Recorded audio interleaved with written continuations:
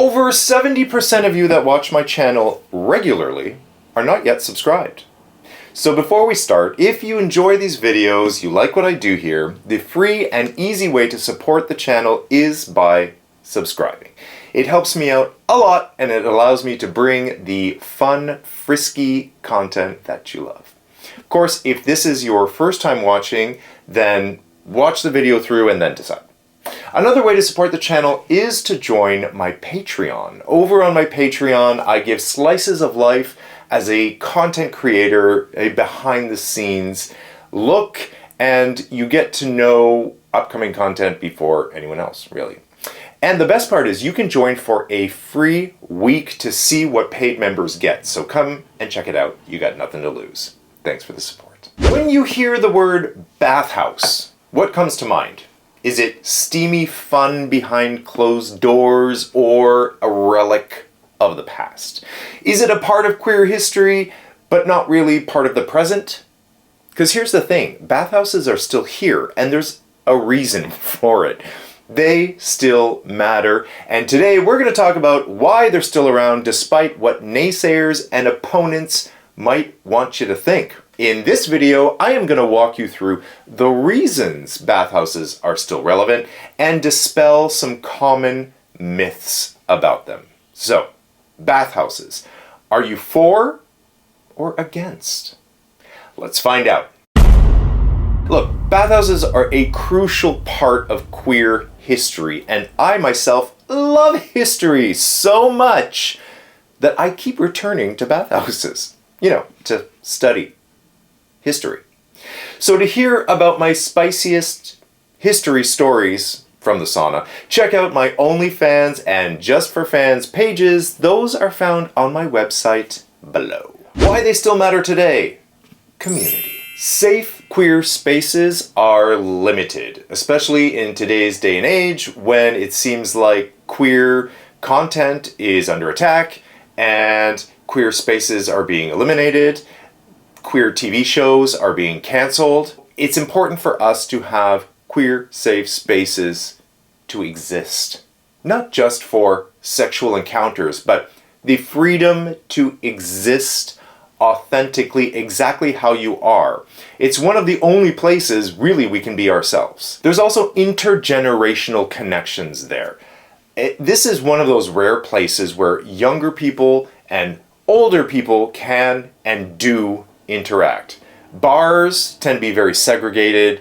You have those bars that are geared towards college crowd, a younger crowd, or you've got the bingo, drag bingo for the older crowd at like 4 p.m. After hours, again for a younger crowd. Of course you can be older and go to the after hours, but you don't see a lot of 60-year-old guys high on Molly on the dance floor, right?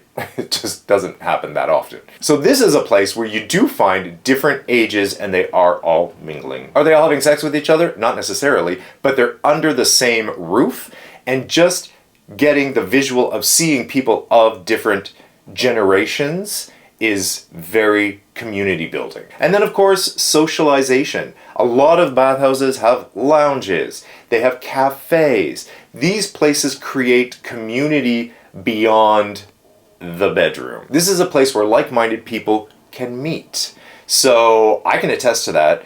I have met more people in saunas around the world than I have at bars. The bathhouse is made for approaching.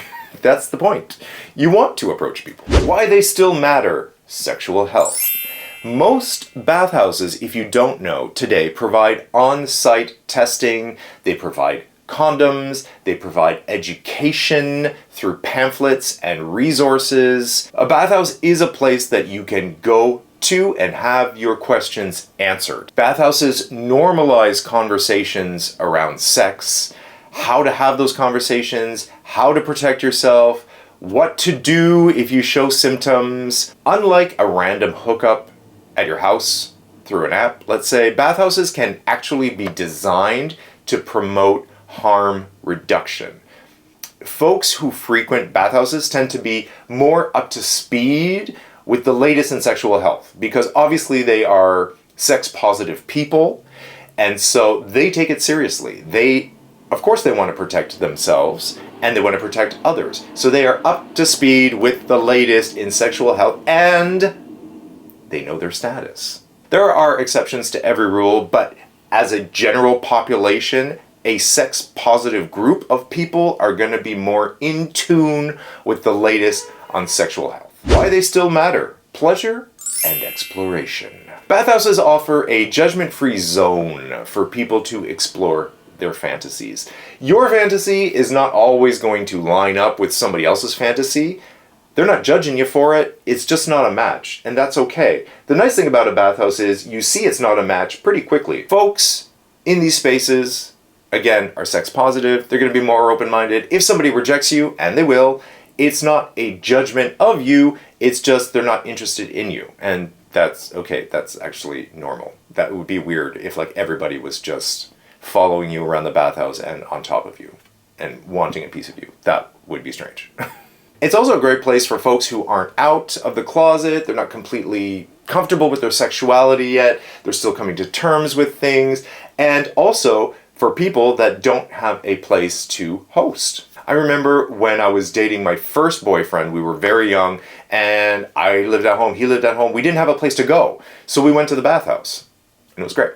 That was like our place. So bathhouses, are they outdated? Yes or no? I want your reasoning too. Let's talk in the comments. Okay, let's talk about some myths and misconceptions. Myth number 1, bathhouses are dirty and dangerous.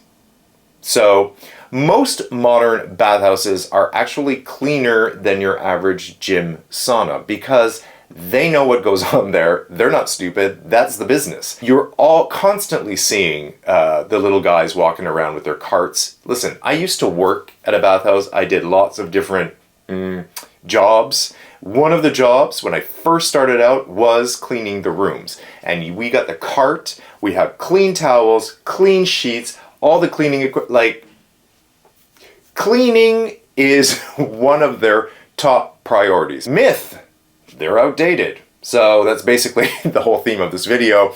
The reality is that apps and bathhouses can coexist. And guess what? They are coexisting. That's what's happening right now. They both still exist. One is not going to make the other one obsolete. They serve different needs, and being in a physical space with other men to connect on that level is never going to be outdated. It's human nature. Myth. Bathhouses are only for quick hookups. Of course, that happens. That's the point. But like the story I already shared, like me and my boyfriend used to use the bathhouse to hook up, but we were boyfriends. So hooking up looks different. It could be a quick hookup, it could be a regular, it could be your boyfriend, you could go with your friends, maybe you're meeting your friends there, maybe you just enjoy the atmosphere, maybe you just like to relax in the sauna. It can be literally whatever you want it to be. Myth, I'm too fat or old. Your words, not mine. Listen, I cannot stress this enough. There is every body type, every age, every ethnicity, everybody, I can't stress this enough, is welcome. And I have come across everything you can imagine there. So please, you are welcome. Everyone is welcome. Bathhouses are part of queer history. They tell the story of resistance, resilience, reinvention. Losing them would mean losing a piece of our culture. In short, queer people deserve spaces that are ours without apology. Period. End of. And hey, if you enjoyed this deep dive into queer culture, hit that like and subscribe and share the video with one of your friends. To support my channel and stay connected with me, visit patrickmarano.com and make sure to sign up for my newsletter for discounts on fun stuff for you to enjoy. I'm glitching out. And I will see you in the next video. Mwah!